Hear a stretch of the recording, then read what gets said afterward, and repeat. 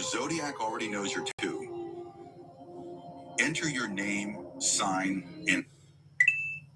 In the early 90s, millions of families sat down every week to watch Dinosaurs, a goofy puppet sitcom from the Jim Henson Company filled with slapstick comedy, suburban family problems, and a baby dinosaur screaming, "Not the mama, not the mama." You do that one more time and I'm going to throw you across the room.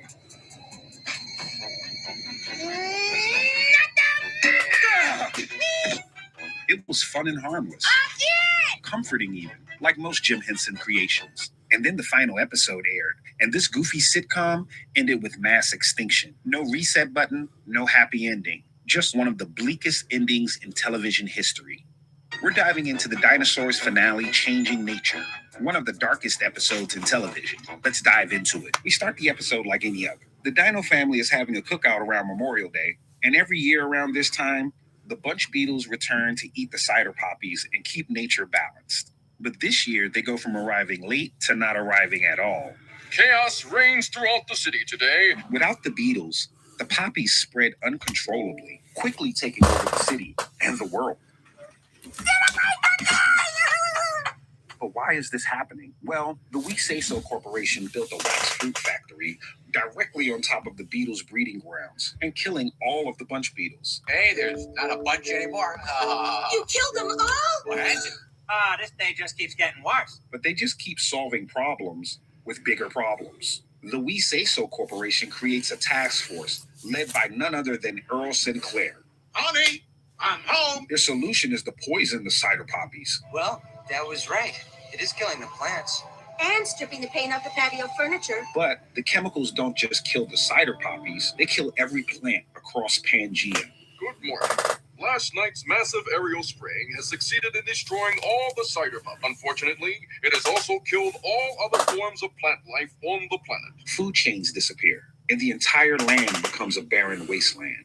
This day just keeps getting worse. Instead of admitting failure, BP Richfield doubles down. He decides to detonate bombs inside volcanoes across the world to create artificial rain clouds that will replenish the plants. But, sir, our last quick fix solution sort of backfired on us. Huh? Maybe we should think twice before unleashing the unholy fires of hell. Extreme problems call for extreme solution. This is no time for you to lose your faith in the power of technology. But of course, this makes things even worse.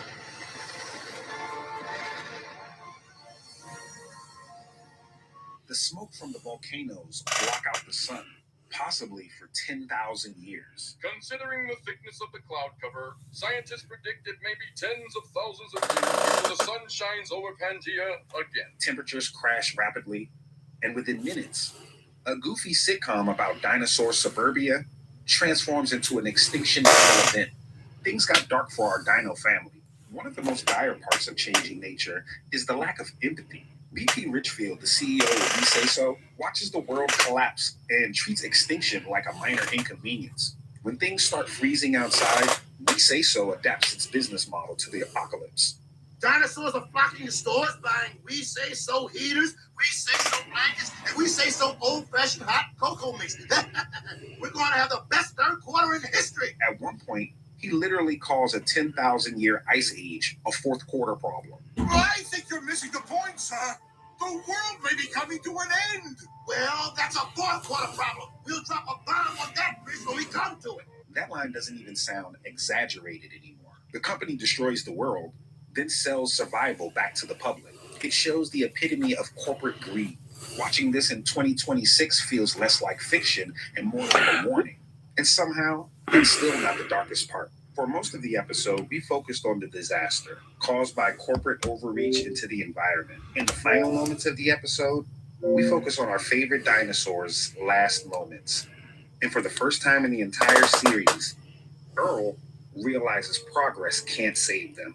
There is no backup plan, no reset button, and no new planet to run to. For 4 seasons, we watched Earl believe that the technology and industry of We Say So could fix anything. Now he's forced to confront the truth that technology destroyed the only world they had.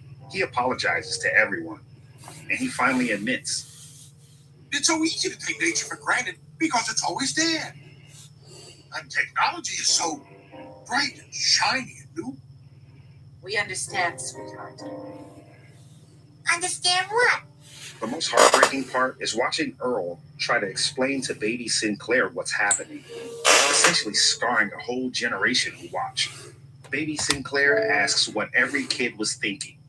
And now it looks like there won't be much of a world left for you or your brother and sister to live in. Are we gonna move? And Earl, he gives the most devastating answer imaginable. No, there's no place to move to. This is the only road we got. What's gonna happen to us? Twisting the emotions of kids everywhere, the last words of baby Sinclair was a question. Well, I don't exactly know. Earl's answer was even worse. I'm sure it'll all work out okay. After all, dinosaurs have been on this earth for 150 million years.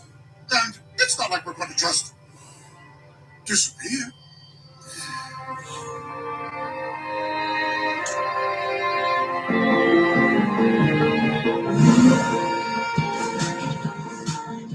The sitcom family we spent years laughing with is now calmly waiting for extinction.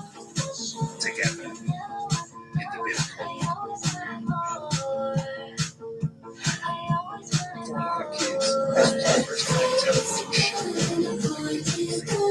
Parents so bachelor couples that think about the show.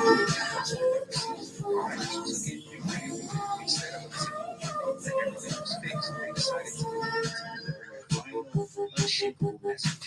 And maybe that's why the finale still keeps movies.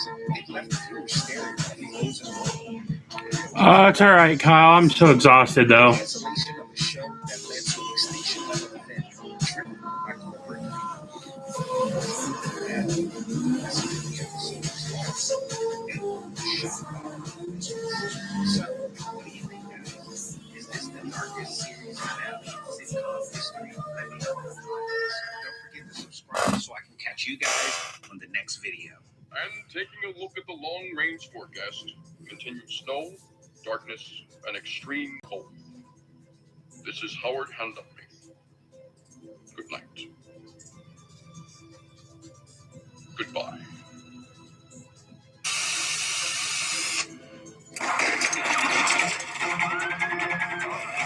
Oh, Los Angeles.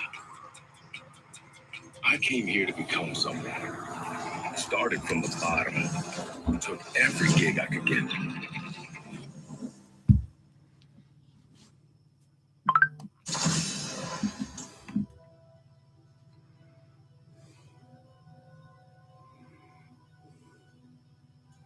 Oh, man, I'm sorry. Yeah. I just got home not too long ago, and I gotta go back up tomorrow.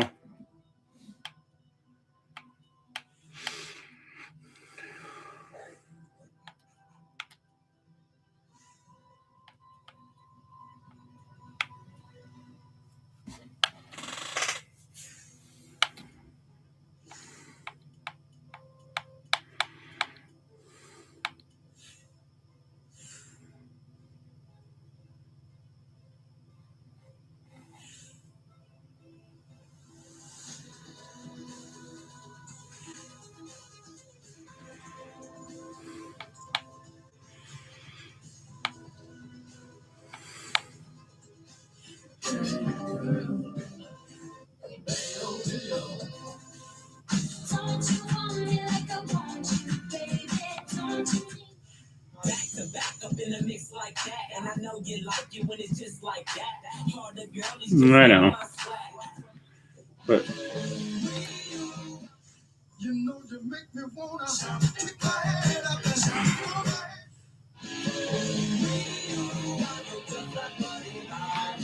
I am.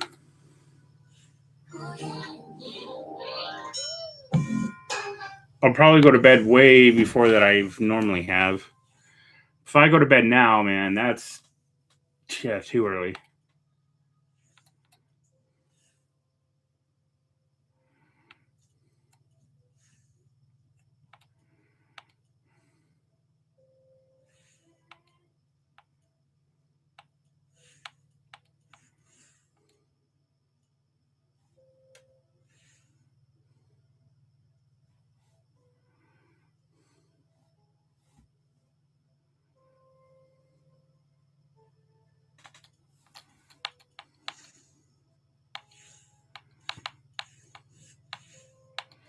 Here I am falling asleep just scrolling through this stuff.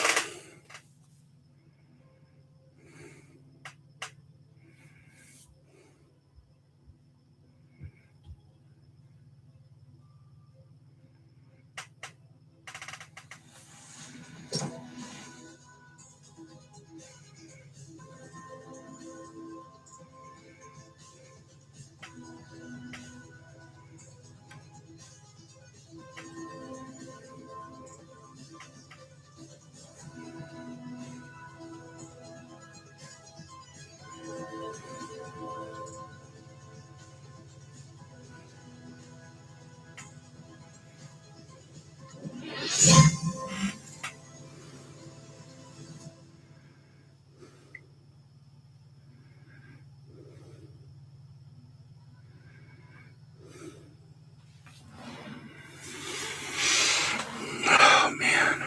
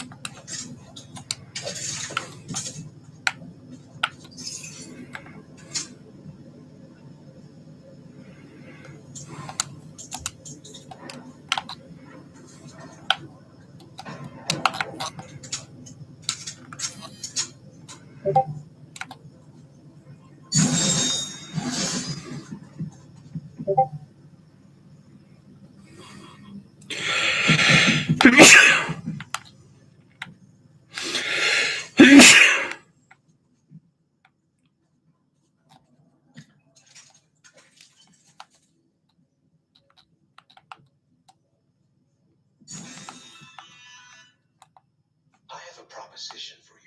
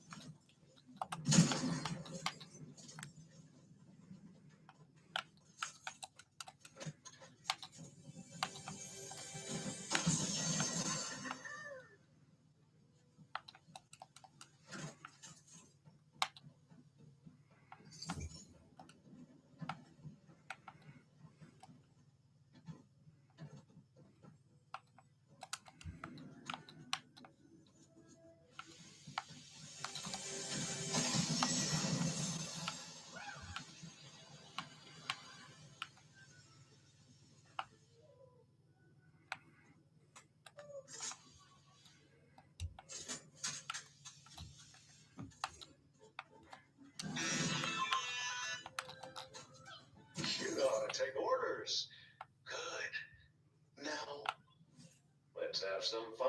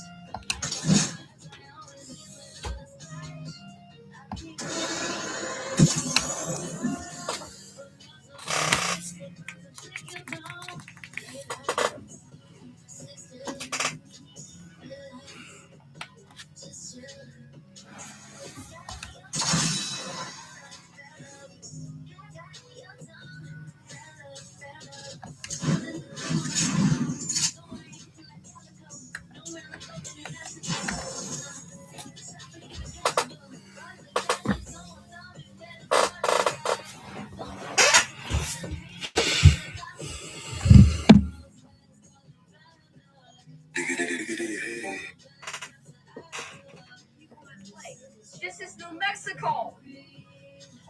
This is my clan membership card. I was given this card 12 years ago. It's been in my wallet ever since. In fact, I cried when they gave me this card. I grew up in a house where I was taught me no crying. I cried anyway. Cried because it's the first time in my life I didn't feel alone. Sure, I was married with a family. That's not the kind of alone that I'm talking about. As a man, you expect to take care of that family. And I was having a hard time doing it. We were struggling. So, there I was part of something now. Something much bigger than me. And then when they made me president, boy, I was over the moon. Poor old CPL is president of something.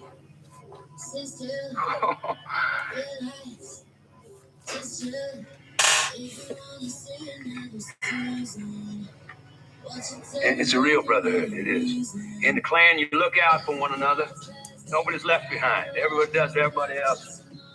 Like it says it right here on this card. It says, non silva sed anthar, which means not for oneself, but for others. That's our motto. But see, now I got a problem. There's a problem. Because there's a lot of that going around right here in this room. People doing for others. Last 2 weeks been full of people just doing for others. And they're not just white people. There's a lot of black folk doing for others too. But I'm the president of the clan. I'm supposed to hate black folk. I teach people to hate black folk. They're supposed to be inferior to us. Now, if I don't believe that, then I have no business being president of the clan.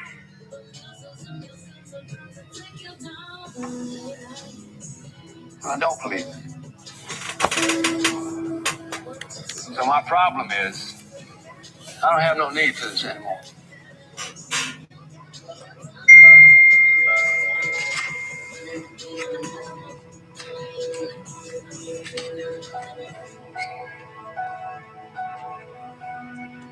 Mr. Riddick, I vote yes. Jesus. This is my clan membership card. I was given this card 12 years ago. It's been in my wallet ever since. In fact, I cried when they gave me this card. I grew up in a house where I was taught me no crying. I cried anyway. Cried because it's the first time in my life I didn't feel alone. Sure, I was married with a family. That's not the kind of alone I'm talking about. As a man, you expect to take care of that family. And I was having a hard time doing it. We were struggling. So, there I was part of something now. Something much bigger than me. And then when they made me president, boy, I was over the moon. Poor old CPL is president or something.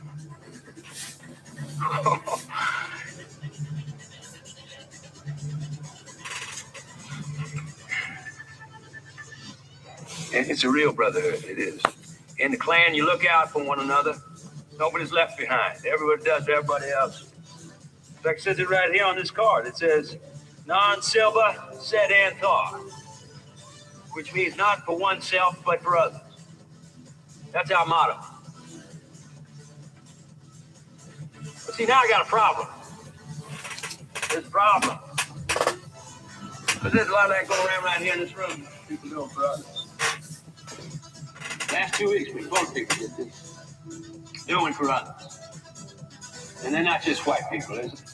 There's a lot of black folk doing for others, too. But I'm the president of the clan. I'm supposed to hate black folk. I teach people to hate black folk. It's supposed to be inferior to us. Now, if I don't believe that, then I have no business being president of the clan.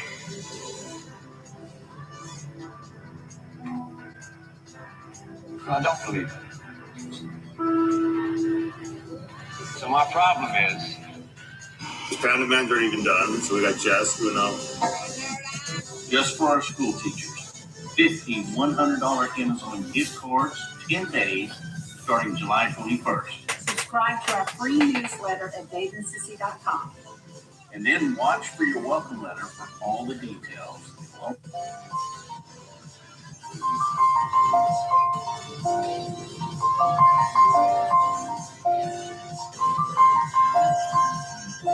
It's been a long day without you, my friend, and I'll tell you all about it when I see you again. We've come a long way from where we began, so I'll tell you all about it. So, the speed. My name is Maximus Minimus. And I will have my underway with your wife or the next. We have the confiscated his sword. I've got my own sword. My poor sword. Ah!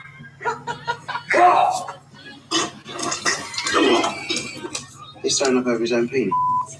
I'm not getting in my car smelling like that. Don't need to. I've got my bike. No, Pete, you can't go on the bike. Not again. No. Whoa! Stop!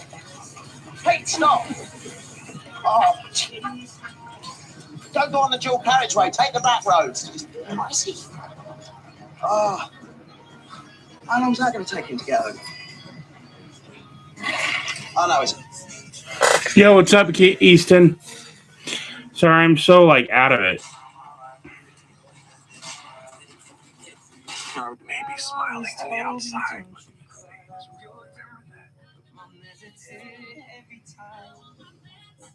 I wrote what's your epic username is. Really thought it was going to be USA in the finals. Are you in the wrong place? This bank doesn't cash welfare checks. I'm here to pick up a card. What card? A bank card.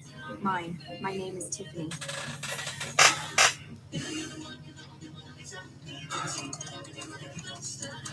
You get at least 10 Tiffany's a day. What's your last name? Tiffany Pan.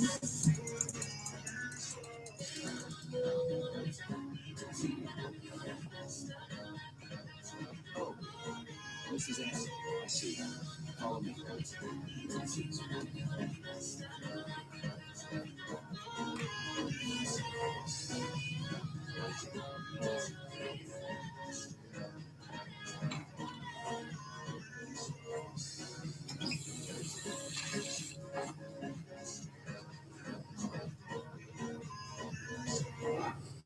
Are you in the wrong place? When your heart is racing at the speed of light, you feel like in the proud spirit of America, in the proud spirit of our great country. I just got 3 things to say. God bless our troops.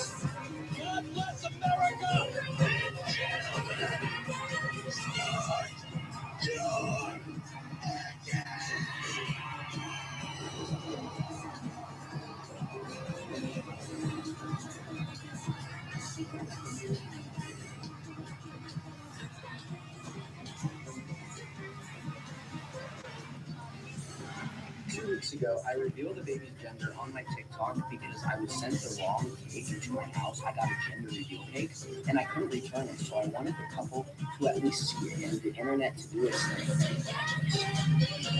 So here's the couple. They reacted to my video. This right here is Melissa. Right on cue is Sam. That's like right on cue. Good job, Sam. I double-checked and fact-checked everything. On the cake, it said to Sam and Melissa. Her name is Melissa. On her TikTok, it's Melissa. In her bio, it says her husband's name is Sam. Here's the thing, though. Melissa, there's supposed to be 2 twin boys that I revealed. I can see your abs. Unless Sam is the one having the kids. I don't know what's going on here. Maybe the kids are already hatched. No, that wouldn't make sense because still, wouldn't there be some kind of remnants of something? I know I'm not a doctor, but come on here. What's going on? Just a little FYI, Sam, I don't think you look pregnant. You just look like a bodybuilder. I don't know why you're shirtless, though. You kind of scare me.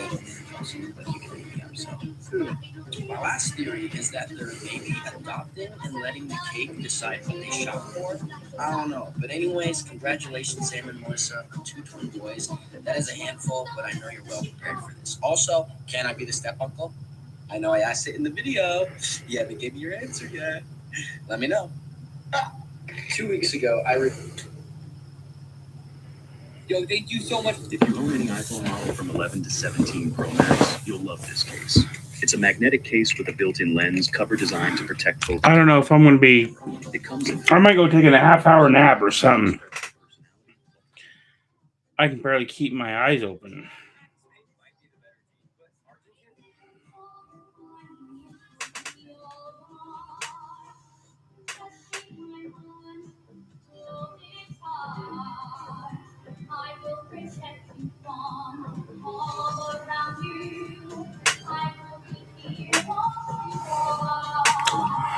I don't know yet. I'm going to...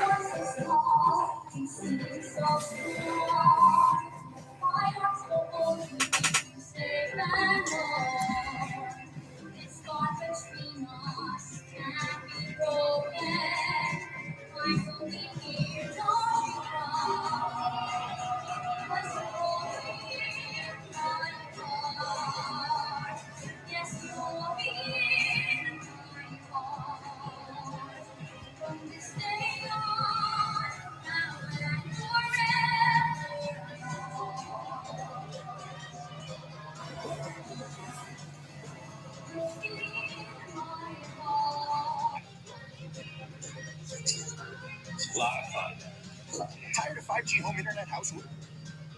What's up, people? I am at Woodland Cemetery in Port Orange, Florida.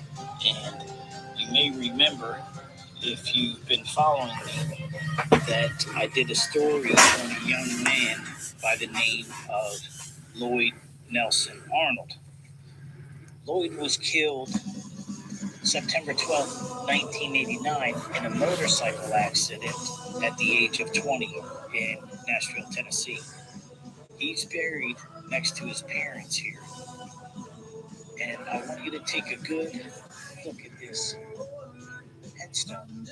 Lloyd Nelson Arnold, October 26, 1968 to September 12, 1989. On the top it says, always in our hearts, forever on our minds. At the bottom it reads, beloved son, treasured brother, loyal friend, stellar athlete, honor student, Eagle Scout, band captain, a dedicated Christian who lived Matthew 5:16, a smile and kind words for everyone. Now, the reason I want you to take a good hard look at Lloyd's headstone is because there's another headstone exactly like this, same name, same inscriptions. It's identical, but it's in a completely different cemetery in a completely different town. And I'm going to take you to see it right now. All right, people, I'm at Shady Rest Cemetery, Hollywood. I told you before I was just at Woodland Cemetery in Port Orange, and I showed you the headstone of Lloyd Nelson Arnold. Well, as soon as you come through the arches, make a left. Second row down, about 10 headstones in, we come to this. It's the same exact headstone. Lloyd Nelson Arnold, October 26, 1968. September 29. I've inquired. No, there's flowers here. And I don't know. I tend to think that he's buried in Woodland Cemetery in Port Orange. By the way, I'm probably 10 miles from that cemetery in a completely different town called Holly Hill. I gotta imagine he's buried, not buried here. He's buried in Woodland next to his parents. But then again, you got flowers here, and they've obviously been here for a while. But I don't know. I don't know. I've inquired, and so far I got no answers. But when I do, I'll let you know. But either way, rest in peace, Lloyd. Going too soon, man. 20 years old. Rest in peace, Lloyd. What's up, people? I'm at Woodland Cemetery. You may remember that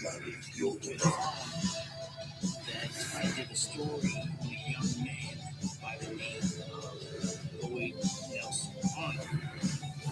Lloyd was killed on September 12th at the age of 20 in Nashville, Tennessee. He's buried next to his parents here.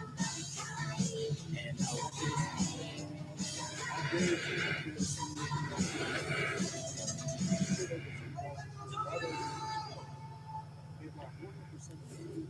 they're polarized, and the Y2K right around the sun equals total buy.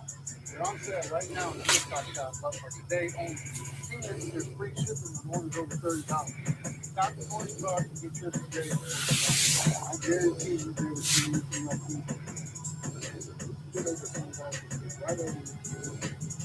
They buy 100% TV rates, they're polarized, and the Y2K right around the sun equals total buy. They're on sale right now in the TikTok shop, but for today only. And there's free shipping on orders over $30. Stop the morning card and get yours today before they're back. I guarantee you'll be able to see anything like these. Get over $20 right over here. They buy 100% TV rates, they're polarized. French fries dipped in a chocolate milkshake. It's a Midwest thing in the USA.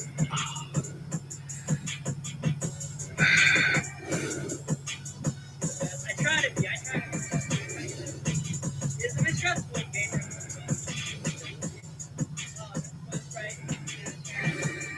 All right. After it gets yo, the hand hurt.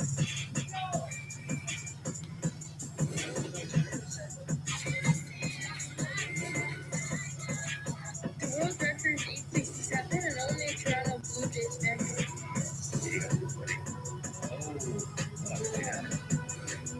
That was like fun. Based on that, so this game looks a little hard. Let's give it a shot. Oh, look at that. Oh, that's pretty dumb. Yeah, we did 867. This one's hard. The world record is 867 and only a Toronto Blue Jays fan can beat this. You got this, buddy.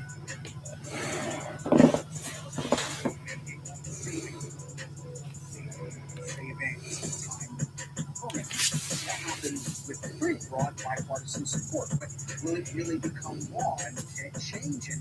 There's been this debate up here on Capitol Hill about your clock and your time and what time should be the national standard. This idea of a spring clock forward and then setting it back, it started in World War I. It was also used for World War II, and it was largely about rationing the use of energy. And so up here on Capitol Hill, lawmakers for a long time have viewed that as a way to act. But the question is, what time do they choose? Do they do daylight saving time, the one that we're in right now, or do they do standard time, which is between November and March? So the bill that passed in the House makes daylight saving time the official time of the United States, meaning the time we're in right now, in July. But it's